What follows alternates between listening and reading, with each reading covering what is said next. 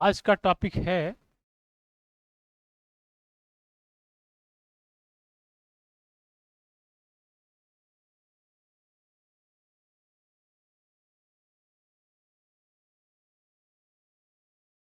इसका पीडीएफ दिया गया नहीं दिया गया अभी। ठीक, हम लोग पढ़ेंगे रिस्पिरेशन इन प्लांट। बात समझ गए? प्लांट से पहले हम लोग को समझना रिस्पिरेशन होता क्या है। तब हमको बात आएगी प्लांट को तुम लोग जानते होगे, सब लोग प्लांट से परिचित हैं। ठीक, बताना पड़ेगा कि प्लांट ऐसा होता है ना। सब लोग इसी गोला के प्राणी हो, उनको पता ही होगा प्लांट के बारे में, है ना। तो अब हम लोग को क्या समझना है रिस्पिरेशन के बारे में पहले। तो फिर प्लांट में भी जैसा होता है, एनिमल में एक्चुअली रिस्पिरेशन जो होता है वो प्लांट में भी एनिमल में लगभग लगभग सेम होता है।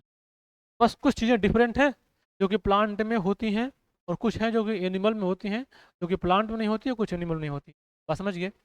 देखो, एक्चुअली रिस्पायरेशन का सीधा मतलब ये होता है कि सांस लेना ना, सुनो तुम लोग, जो हम लोग सांस लेते हैं उसको बोलते हैं रिस्पायरेशन।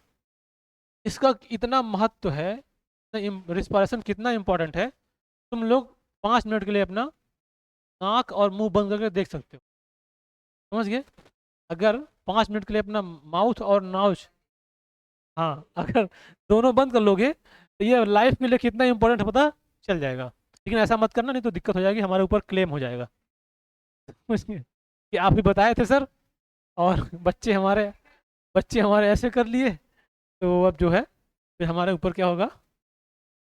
यस, चलो। तो हमको पहले क्या समझ जानते हो, क्या पसंद है? रिस्पायरेशन।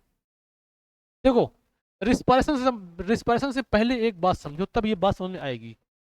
जितने भी इस दुनिया में प्राणी हैं, चाहे प्लांट हो चाहे एनिमल्स, अगर हम लोग उनको कहेंगे ना कि मान लो कुछ ऑर्गेनिज्म है, एकदम मन से समझना। तो जो ऑर्गेनिज्म होते हैं ये दो टाइप के होते हैं ऐसे, मोटा मोटा। एक होते हैं ना ऑटोट्रॉफिक टाइप के, क्या होते हैं, और एक दूसरे होते हैं हेट्रोट्रॉफिक। बात समझ गए? इसका मतलब ये हुआ कि जो अपना फूड मतलब अपना भोजन खुद बना लेंगे क्या कहलाएंगे? ऑटोट्रॉफिक। जो दूसरे पे डिपेंड होंगे क्या कहलाएंगे? ट्रॉफिक। इसमें सारे क्या आते हैं? एनिमल्स। लिखने से ज़्यादा जरूरी पहले सुनना है। बात समझ रहे हो? और क्योंकि मेमोरी में अपडेट करो, अपलोड करो, और वहाँ तो अपलोड हो ही जाएगा। पहले मेमोरी में मेरी बात को अपलोड करो, यहाँ पे अपलोड रहेगा तो कभी आवश्यकता पड़ेगी तुरंत निकल आएगा। पता लगा वहाँ लिखे हो, और उसको कहाँ रखते हो हमको मालूम है, लिखने के बाद बाइज्जत जाकर रख देते हो, दोबारा खोलते नहीं हो। ऐसे थोड़ी काम आएगा, पहले इसको समझने का प्रयास करो। देखो, ये हो गया एनिमल्स में होता है। और ऑटोट्रॉफ क्या होते हैं? जो सारे ग्रीन प्लांट्स हैं वो सब क्या होंगे? ऑटोट्रॉफ। मतलब ये अपना भोजन खुद बना लेगा, और जब बनाएगा तो बनाएगा क्या? यही ग्लूकोज बनाएगा। एकदम मन से समझना है ना। ग्लूकोज बन गया। ग्लूकोज क्या है? हमारा न्यूट्रिएंट्स है। आप समझ रहे हो? ग्लूकोज क्या है? न्यूट्रिएंट्स। न्यूट्रिएंट्स का मतलब ये है कि हम इसको खाएंगे तो हमको क्या मिलेगी? एनर्जी मिलेगी। आप समझ गए? अगर हम इसको खाएंगे हमको क्या मिलेगी? एनर्जी मिलेगी। अब देखो, अब बात यहां से शुरू होगी रिस्पायरेशन की। इतना बात तो थोड़ा बेसिक बात थी। अब हम लोग बात यहाँ शुरू करेंगे कि रिस्पायरेशन में ग्लूकोज से कैसे क्या एनर्जी मिलती है। ठीक है, अब देखो आगे। हमको मिल गया है ग्लूकोज। क्या मिल गया है? ग्लूकोज। ग्लूकोज या कार्बोहाइड्रेट, फैट, प्रोटीन, ये सब हमारे क्या है? न्यूट्रिएंट्स हैं। तो मान लो हमने अभी क्या ले लिया? ग्लूकोज। हमको ग्लूकोज मिल गया, मतलब जिससे हमको एनर्जी मिलनी है वो हमारे पास आ गया। अब हमको उससे एनर्जी लेना है तो इसको खाएंगे, तब एनर्जी मिलेगी। अब देखो, ये ग्लूकोज हमको कहाँ से मिलेगा? प्लांट से। और प्लांट को कहाँ से मिला है? प्लांट अपने आप खुद बना लिए हैं फोटोसिंथेसिस से। अब देखो, इस ग्लूकोज को यूज करके हमको क्या चाहिए? एनर्जी चाहिए। बात समझ रहे हो? जैसे तुमको एक एग्जांपल बताएं। मान लो तुमको बाइक दे दिए, बाइक में फ्यूल डाल दिए, अब बोलेंगे तुम जाओ। क्या करो? अगर अगर तुमको चलाना आता है तुम पहले बाइक को क्या करोगे, स्टार्ट करोगे, समझ गए। जब बाइक स्टार्ट होगी तो जो फ्यूल डाले हो अर्थात पेट्रोल या डीजल तो जलेगा, जलेगा तब गाड़ी आगे चलेगी। अगर तुमको हम फ्यूल दे दें, गाड़ी दे दें, अब बोलेगी स्टार्ट मत करना, गाड़ी चलेगी नहीं चलेगी। तुमको हम ग्लूकोज दे दें, अगर ये जलेगा नहीं तो एनर्जी हमको मिलेगी नहीं मिलेगी, बात समझ रहे हो। तो हमारे पास ग्लूकोज आ गया, अगर एनिमल्स हमको प्लांट से मिल गया, प्लांट अपना खुद बना लिए। अब देखो इस ग्लूकोज को ना, इस ग्लूकोज को तोड़ना है, इस ग्लूकोज क्या करना है, तोड़ना है। तोड़ना मतलब इसको ऑक्सीडाइज करना है। अब इसका मतलब क्या हो, जैसे मान लिया ग्लूकोज है, उसमें से कई पार्ट में टूट गया, ऐसे ऐसे। जब ये ग्लूकोज टूटेगा तो इससे क्या बनेगा, इससे बनेगा एटीपी, समझ रहे हो, इससे क्या निकलेगा, एटीपी। और यही एडेनोसिन ट्राइफॉस्फेट, पहले इसमें देख लो। अब जब ये ग्लूकोज टूटेगा ना तो इस ग्लूकोज को तोड़ने में क्या यूज होगा, ऑक्सीजन, बात समझ गए। इस ग्लूकोज को तोड़ने में क्या यूज होगा, ऑक्सीजन। और जो ऑक्सीजन यूज होगा तो ग्लूकोज को तोड़ देगा, ब्रेक कर देगा, यानी इसको हम लोग बोल सकते हैं ऑक्सीडाइज कर दिया। और ऑक्सीडाइज करने के बाद जो एटीपी मिला, इस फॉर्म में हमको क्या मिलेगी, बात समझ में आ गई। तो देखो अब इसी प्रोसेस को क्या बोला जाता है, रिस्पायरेशन का मेन यही प्रोसेस है। कुछ बात समझ में आई। रिस्पायरेशन का मेन काम क्या होता है, ग्लूकोज को ब्रेक डाउन करके एटीपी के फॉर्म में एनर्जी देना, यही रिस्पायरेशन का मेन काम है, बात समझ गए। अब तुम लोग बोलोगे तो ऐसा तो होता नहीं, हम लोग सांस लेते हैं बस ऑक्सीजन अंदर जाता है, कार्बन डाइऑक्साइड बाहर निकलता है, ऐसे जानते होगे तुम लोग, है ना।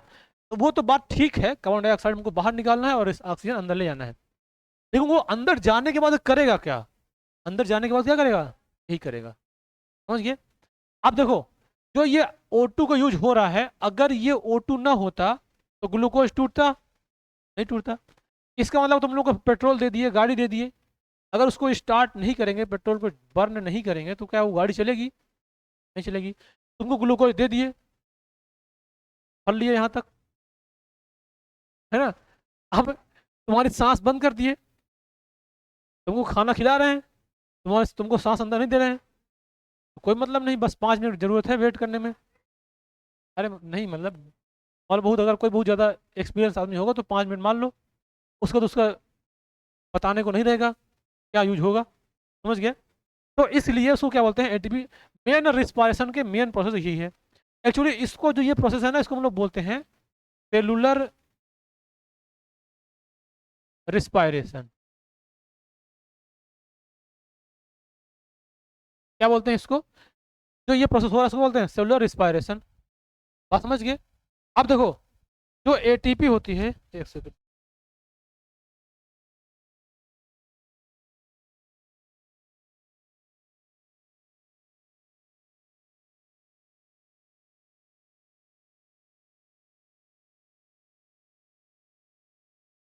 अब देखो जो ये एटीपी है ये हमारी क्या है, एनर्जी। अब ये जो एनर्जी है ना, इसको हम लोग बोल सकते हैं करेंसी, करेंसी समझते हो। जैसे हम लोग करेंसी क्या है, रुपया है ना। तो मतलब इसको अगर हम लोग एटीपी करेंसी बोले, इसका मतलब ये हुआ कि इस करेंसी से हम कुछ भी कर सकते हैं, कुछ भी मतलब कहीं पे जाएंगे खाना खा लेंगे, पैसा दे दिए, कहीं यात्रा करना है चले गए, पैसा दे दिए, कपड़े खरीदना है खरीद लिए, पैसा दे दिए। मतलब ये एक ऐसा एनर्जी है जिससे हम लोग कोई भी प्रकार का काम कर सकते हैं, बस समझ रहे हो ना। तो इसी प्रकार से इस सेल का भी जो एनर्जी होता है एटीपी, ये क्या होता है, एनर्जी का ये क्या है, करेंसी है, बस समझे। अच्छा करेंसी करना, करेंसी करेंसी किस लिए लाई जाती है, इससे क्या जरूरत पड़ गई, भाई करेंसी मत लाते, बस समझ रहे हो, करेंसी जरूरत क्यों पड़ी।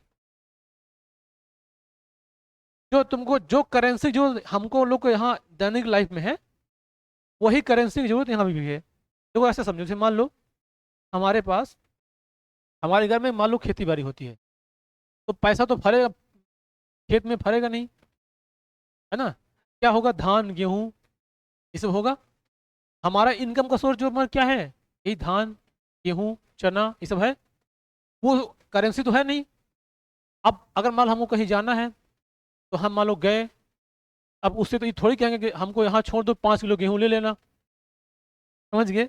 हमारे घर में जो है वो गेहूँ पैदा होता है, हम उसको दे सकते हैं, लेकिन ऐसा तो नहीं आप 5 किलो गेहूँ लटकाए रहेंगे घूमते रहेंगे। फिर मान लो कहीं गए खाना खाने कपड़ा लेने, तो कितना हुआ लो, ले कुंटल ले लो, ऐसा तो करेंगे नहीं। तो उसको क्या करते हैं, उसको बेच के क्या ले आते हैं, करेंसी।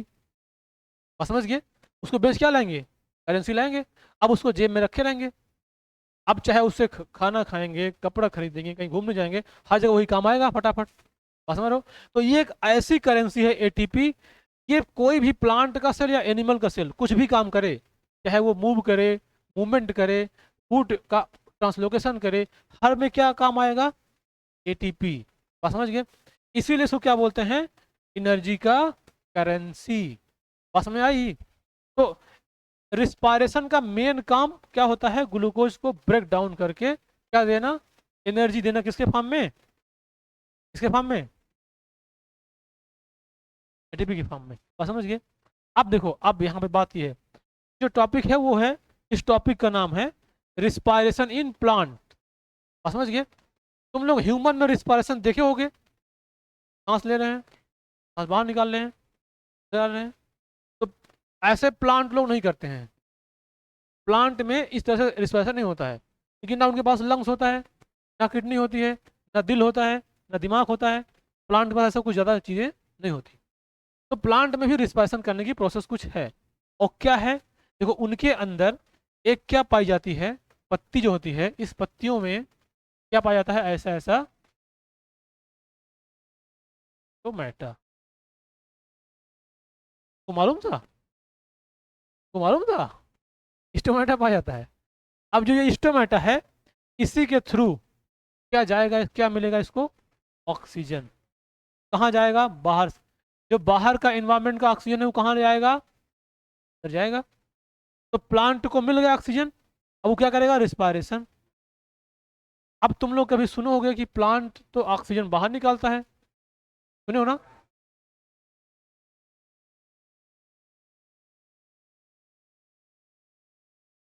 अब सुनो, तुम लोग जो रात और दिन है उसमें भी एक सुधार करना पड़ेगा।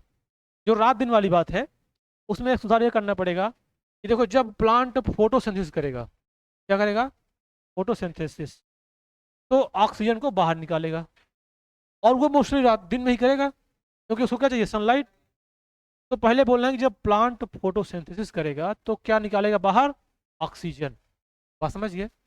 और जब प्लांट रिस्पायरेशन करेगा तो क्या बाहर निकालेगा, CO2। अब CO2 हमेशा करता है, सॉरी, रिस्पायरेशन हमेशा करता है, चाहे दिन हो चाहे रात हो, लेकिन फोटोसिंथेसिस केवल कब करता है, दिन में। तो ऑक्सीजन बाहर कब निकलेगी, केवल और केवल दिन में। और कार्बन डाइऑक्साइड दिन में ही बाहर निकलेगी और रात में भी निकलती है। अब देखो, जो दिन में कार्बन डाइऑक्साइड बाहर निकलती है उसको तुरंत वो कैप्चर कर लेता है, क्योंकि उस समय क्या कर रहा होता है, फोटोसिंथेसिस। तो जितना निकाला है उसको भी कैप्चर कर लिया, जो हम लोग निकाले हैं उसको भी कैप्चर कर लिया, क्योंकि उतने उसका पेट भरता नहीं है, जो अपना कार्बन डाइऑक्साइड है और ले लेता है। इसीलिए क्या करता है, फोटोसिंथेसिस से जब प्रोसेस होती है तो कार्बन डाइऑक्साइड को अंदर ले आता है और ऑक्सीजन को बाहर निकालता है। बात समझ में आ गई। तो इसी स्टोमेटा के थ्रू, मतलब इसका एक ये क्या है, एक पोर है। अब ये स्टोमेटा के थ्रू जरूरत पड़ेगी तो जो O2 है ये इसके अंदर चली जाएगी, और जब जरूरत पड़ेगी तो इसके बाहर CO2